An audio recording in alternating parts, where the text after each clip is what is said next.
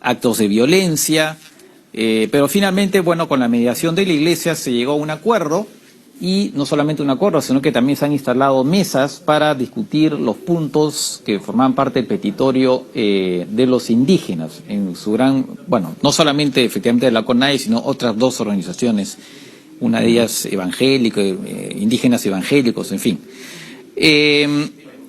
La pregunta es, ¿el gobierno capituló? Sí, sí. En realidad el gobierno, creo, en mi opinión, que no supo manejar la situación desde el comienzo. Pero quizá nos vamos un poquito más atrás. Me parece que el gobierno adoleció de dos problemas. El uno, que no tiene una política social clara, no ha atendido problemas fundamentales, por ejemplo, la crisis del sistema sanitario público, de sistema de salud, y poco atendido digamos, los problemas sociales como pobreza, en fin, que se agudizaron, como en todos los países, por la pandemia. Ese fue el antecedente, y el gobierno, digamos, se preocupó fundamentalmente de estabilizar la economía, de controlar las variables económicas, que lo ha hecho bien la vacunación durante la pandemia, pero se olvidó de estos otros aspectos. Esto creó un caldo de cultivo muy favorable para este tipo de protestas, que ya las tuvimos en el año 2019, en octubre, y que fueron muy similares a las que acabamos de ver a finales de junio. Es decir, con mucha carga de violencia, con unas propuestas, digamos, quizás desmesuradas y contradictorias. Y me parece a mí que entonces el gobierno, que no entendió primero la problemática social, tampoco entendió las características de estas movilizaciones. Y no le quedó más que capitular, ir cediendo en esos 18 días a las exigencias, sobre todo de la CONAIE, junto con las otras dos organizaciones. Claro, y además episodios, bueno, en un momento dado se arrestó a Leonidas Issa, y después también el presidente dijo que no iba a negociar más con él porque se había producido el ataque de unos militares con la muerte de uno de ellos. O sea, parece que también tuvo episodios, digamos, de querer mantener la firmeza, pero al final no significó nada. Hubo muchas contradicciones, tanto del presidente como de otros funcionarios gubernamentales. Como usted bien lo dice, el presidente en un momento dado dijo: no negociaremos con Leonidas Issa porque es un delincuente, en fin, una serie de calificativos, y 2 horas después estaban negociando con Leonidas Issa. Entonces, había una serie de contradicciones que provienen de otro aspecto que hay que considerar respecto al gobierno. Hace un momento señalaba la ausencia de una visión social, y es la ausencia también de un manejo político. El gobierno no entiende qué es hacer política, cómo se debe manejar la política. No tiene un ministro de gobierno, como se llama acá, o un ministro de la política del interior, que tenga un manejo adecuado, que sepa cómo llevar las cosas, que pueda establecer, digamos, la soberanía del Estado sobre la sociedad. Todo eso no lo entiende, y fue una serie de traspiés y de contradicciones en las que cayó el gobierno en general. Claro, ese ministro de gobierno, claro, allá en el primer ministro, de alguna manera vendría a cumplir un poco el papel político que acá le toca al primer ministro, que es el que tiene que jugar en esa cancha, como se dice. Ahora, respecto de Leonidas Issa, Yacu Pérez, el ex candidato de la presidencia por el partido Pachacute, que es en principio la voz política del movimiento indígena, dijo que Leonidas Issa respondía a Correa. ¿Usted qué opina de eso? A Rafael Correa, perdón, el expresidente de Ecuador, le recuerdo al público. Sí. Sí, yo creo que primero ahí hay dos cosas. Una, esas opiniones de Yacu Pérez en gran medida demuestran que hay una ruptura dentro del movimiento indígena que ya se presentó en las elecciones del año pasado, del año 2021, cuando Yacu Pérez fue candidato. Justamente Leonidas Issa no apoyó la candidatura de Yacu Pérez y más bien no apoyó tampoco directamente la del candidato de Rafael Correa, pero más bien tuvo una cierta cercanía a ese sector. El otro aspecto es el de si hubo o no una alianza con el correísmo, digamos. Y yo creo que no hubo una alianza propiamente, pero sí una confluencia entre Leonidas Issa y la CONAIE con el correísmo. El correísmo se jugó más bien por la vía, digamos así, institucional, de aprovechar estas manifestaciones, de esta convulsión social que se presentó, para tratar de destituirle al presidente en la Asamblea Legislativa, es decir, en el Congreso, ¿no? Y que no logró los votos, pero confluían entonces en el asedio hacia el gobierno y en tratar de terminar con el mandato de Guillermo Lasso. De acuerdo. Ahora, se me pasó una pregunta respecto de Lasso. Algunos han dicho que este nuevo, bueno, ha cambiado ministros, ¿no? Se ha ido de la economía precisamente Cueva, que se apellidaba, y ha sido reemplazado por un señor, lo había apuntado, se me dio el apellido. Arosemena. Arosemena, efectivamente. Bueno, él promete efectivamente impulsar este tema de lo social, ¿no? O sea, lo social. Después el presidente dijo que va, digamos, a privilegiar lo rural. Me parece que es usted que lo dice en su columna, la última, dice, pero hablar de lo rural únicamente, no sé si usted o otro analista, pero parece no entender que no es solamente el tema rural, el tema indígena es un tema en sí mismo, y pareciera que todavía no se entiende esto. Y la otra crítica que se hace es que no ha generado ninguna alianza, ha nombrado gente, según se dice, bueno, de su entorno, pero no ha generado no ha ampliado un poco su espacio. ¿Usted qué opina de eso? Sí, exactamente. Sí, soy yo el que dijo eso en la columna a la que usted hace referencia, que no entiende que no es solamente un problema rural, no es un problema, digamos, de atender al campo, sino que hay un problema etnocultural que viene planteándose desde hace aproximadamente 30 años en el Ecuador con mucha fuerza. La propia constitución ecuatoriana, no solamente la actual, la del año 2008, sino ya la del 1998, recogieron eso a nivel constitucional.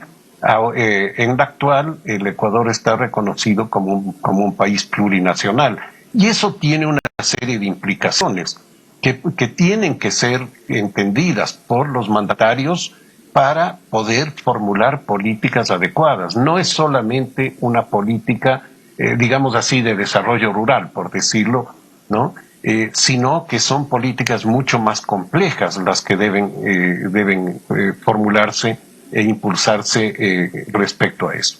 En este plano, y en el plano digamos, de los diálogos que se han establecido y a lo que conversábamos hace un momento, y el presidente acaba de hacer unas declaraciones hoy que dice que el paro, las movilizaciones costaron alrededor de $15 millones y que esto fue en un acuerdo con el correísmo, como usted lo señalaba, y que el dinero proviene del narcotráfico. Es una acusación muy fuerte que creo que puede tener consecuencias muy graves en los diálogos que se están llevando adelante. Es probable, esto ya estoy suponiendo simplemente, que hay la posibilidad de que la CONAIE, Leonidas Issa, digan no seguimos adelante por este tipo de acusaciones ya, ¿no? El presidente va a tener que comprobar eso. Me parece que son muy duras las declaraciones de él, y peor en el momento de haber instaurado los diálogos. Claro, o sea, claro, hablamos hace un ratito del costo para el país, 1.000 millones, pero estos 15 millones sería el costo de la organización del paro, según lo que ha dicho. Bueno, pareciera que es una persona que, digo, la impresión que da que es más empresario que político y, como usted dice, como que no sabe muy bien cómo moverse en el terreno político, ¿no? Sí. Y mete la pata. Sí. Ha tenido muchas contradicciones, muchos exabruptos como este. En los 1.000 millones a los que se hace referencia y que en eso coinciden muchos economistas, son el costo, digamos, que significaron sobre el aparato productivo ecuatoriano, lo que dejó de producir, lo que dejó de recibir, por ejemplo, por exportación de petróleo, lo que afectó al comercio. Ecuador es un gran exportador de flores y fueron justamente en las zonas de mayor producción florícola, es en donde se produjeron los mayores desmanes, en fin. Entonces, es todo ese costo. Los 15 millones a los que hace referencia el presidente son los costos de movilizar a la gente. Que en realidad una movilización como la que hubo debe tener un costo muy alto, porque las personas que venían a manifestarse venían en camiones y en camionetas, que tienen necesariamente que ser fletados. Eso tiene un costo. Se calcula que tiene un costo de entre 300 y 500 dólares al día. Y eran vehículos que venían por el día, se regresaban llevando a gente que ya se había cansado y venía otra gente a reemplazar. Es decir, los 18 días hubo un tránsito de estos camiones y camionetas muy fluido. Por lo tanto, eso en sí mismo ya tiene un costo muy alto. Y luego la alimentación y todo lo que significa el sostener alrededor de unas 20.000 personas, que es lo que se calculaba que había en Quito, eso tiene también un costo muy alto. Entonces, es a eso a lo que se referiría con estos 15 millones de dólares. Claro, pero tiene que hacerlo de manera prudente, efectivamente. Y tiene que hacerlo, perdón que le interrumpa, pero sí, tiene que hacerlo por la vía legal. Claro. Es decir, él debería presentar una denuncia en la fiscalía para que se inicie el proceso legal. Claro, efectivamente. Ahora, en medio de todo esto, surgió una propuesta de Jaime Nebot, que es el líder del Partido Social Cristiano, que se peleó con Lasso, pero que creo que lo ha salvado también de ser restituido en el Parlamento, que ha propuesto que Ecuador se convierta en un país federal. En América del Sur, por lo menos, solamente están Argentina y Brasil, si mal no recuerdo, como países federales. Recuerdo al público que es un sistema, si se quiere, el sistema más acabado de descentralización, donde hay estados, regiones-estado, que tienen una autonomía mucho mayor que la que tienen, por ejemplo, nuestras regiones nuestras, que tienen poca autonomía finalmente, ¿no? Y entonces, esa sería la propuesta de Jaime Nebot. ¿Usted qué opina de eso? En Ecuador, desde prácticamente su fundación o antes de su fundación como Estado independiente, ha habido siempre una tensión muy fuerte, sobre todo entre Quito y Guayaquil. Y Guayaquil, fundamentalmente, que se ha planteado siempre con un grado de autonomía fuerte, con intentos incluso de secesión, de separación, en algunos momentos con intentos de vincularse más a Perú que a Ecuador, en fin. Usualmente en los últimos años, estoy hablando de los últimos 30, 40 años, que son el periodo democrático, 42, 43 años, ha habido muchos discursos de este tipo, de incluso convertirle a Guayaquil en una especie de Singapur. Singapur, claro, es una isla en sí misma, pero más o menos darle el tratamiento de una isla independiente y volcada hacia el comercio exterior, en fin, ¿no? Pero han sido siempre planteamientos sin un fundamento claro. Personalmente yo creo que sí es un tema de debate muy importante el de una mayor descentralización, mayores autonomías, mayores atribuciones de los gobiernos locales, porque eso desactiva los problemas en el nivel nacional que son más difíciles de manejar, ¿no? Entre otros factores que son positivos. pero plantearlo en un momento como este, en un momento en que se ha producido una convulsión muy fuerte, yo creo que viene a ser, por lo menos, por decirlo menos, irresponsable de hacerlo en este momento. De acuerdo. Bueno, vamos a ver qué sale de estas. Efectivamente, hay 10 mesas que se han instalado. Se supone que tienen, creo que 3 meses, ¿no? Para negociar. Y además, bajo la amenaza, ¿no? De que se vuelvan a, si es que no encuentran satisfacción los indígenas, de que se vuelva otra vez a movilizar a la gente, ¿no? Así. Sí. Yo veo con pesimismo la posibilidad de que se llegue a algún acuerdo. ¿Por qué? Porque hay el antecedente de lo que conversábamos hace un momento, de lo que sucedió en el año 2019, en donde también el gobierno de ese momento llegó a un acuerdo con los indígenas para establecer mesas de diálogo. No pudieron sentarse en esas mesas, digamos, no, porque la CONAIE no asistió a las mesas. Dijo que no, que se iba a un parlamento de los pueblos, y que es una cosa inexistente, y que ahí iban a tratar los temas, pero no, nunca se trataron, y creo que con las declaraciones de hoy del presidente se pone más en riesgo la posibilidad de continuación de esos diálogos. Caramba, caramba. Bueno. Espero equivocarme. No, claro. Francamente, por el bien del país. Claro, lógicamente. Muy bien, señor Pachano, siempre muy interesante conversar con usted. Bueno, seguiremos al tanto y sin duda lo volveremos a llamar para conversar nuevamente. Gracias. Con mucho gusto. Muchas gracias a ustedes. Un saludo. Hasta luego. Hasta luego. Bien, la pregunta del día, ¿qué es la Casa Azul? Regresamos.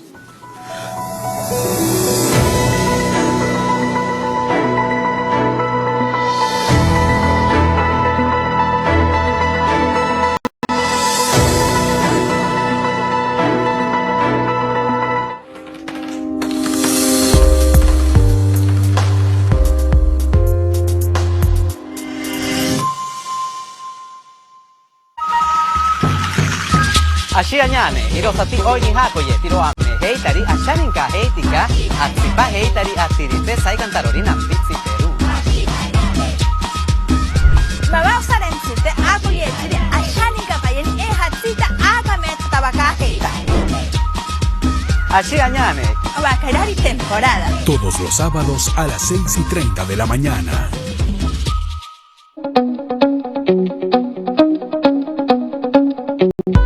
Soy yo, Larrea, y cubro toda la información de la región Lambayeque para TV Perú Noticias. Siempre informados.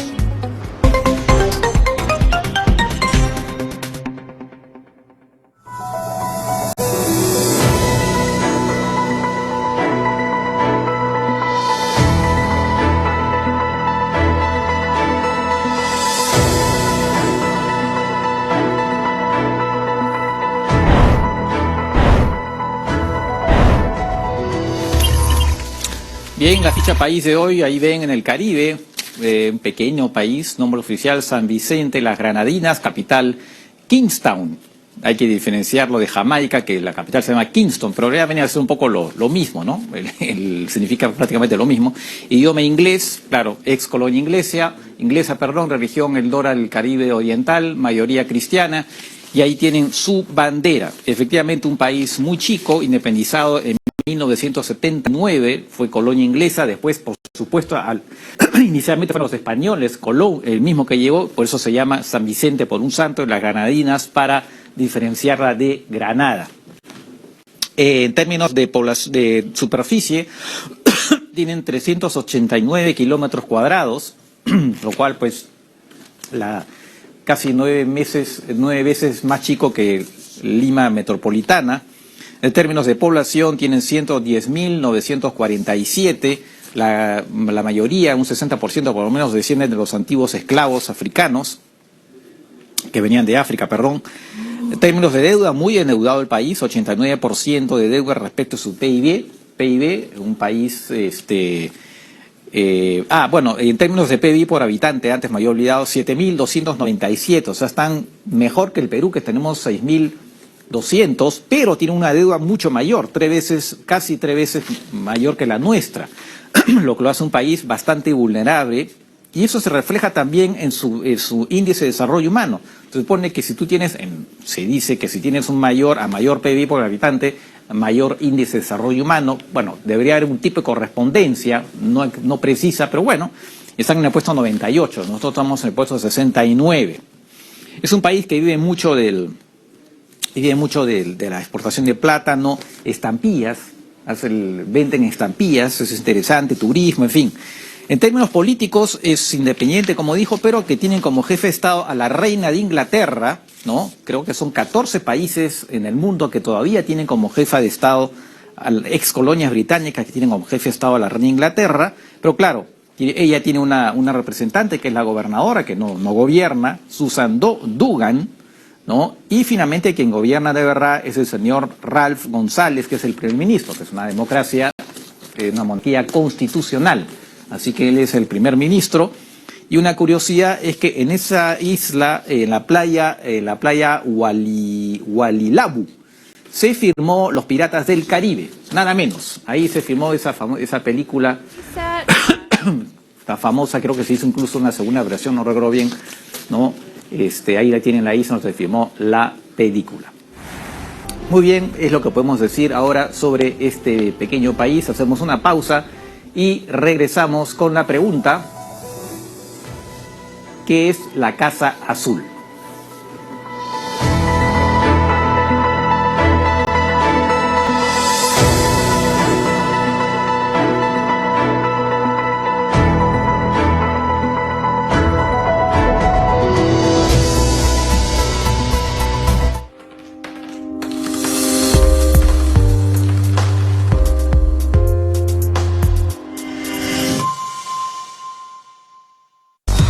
Información de primera mano, comentarios precisos, En Pared, con Lucho Trizano. La verdadera esencia del deporte. De lunes a viernes a las 9 de la noche, por TV Perú.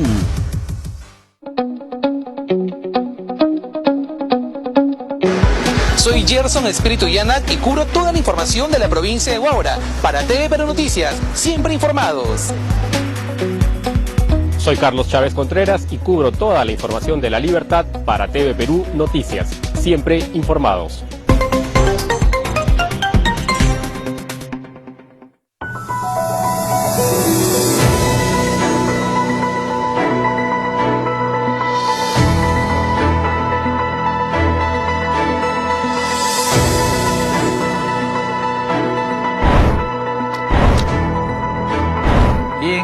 La respuesta a la pregunta, efectivamente, es en México, es la casa donde vivió Frida Kahlo, ¿no? La famosa artista que estuvo casada con Diego Rivera. Ella vivió gran parte de su vida ahí, ¿no? Ahora es un museo desde 1958, ¿no? Y como digo, vivió ahí gran parte de su vida y, ¿no? Además sostuvo un romance con, nada menos, con León Trotsky, que era el líder revolucionario de la Unión Soviética, que tuvo que huir porque perdió un poco la lucha que sostenía con Joseph Stalin, ¿no? Trotsky, que por cierto, no sé, ahí lo tiene precisamente a Trotsky con Frida Kahlo, ¿no? Y parece que tenía una relación muy libre con Diego Rivera, que también, el pintor, que también pues tenía sus aventuras por aquí.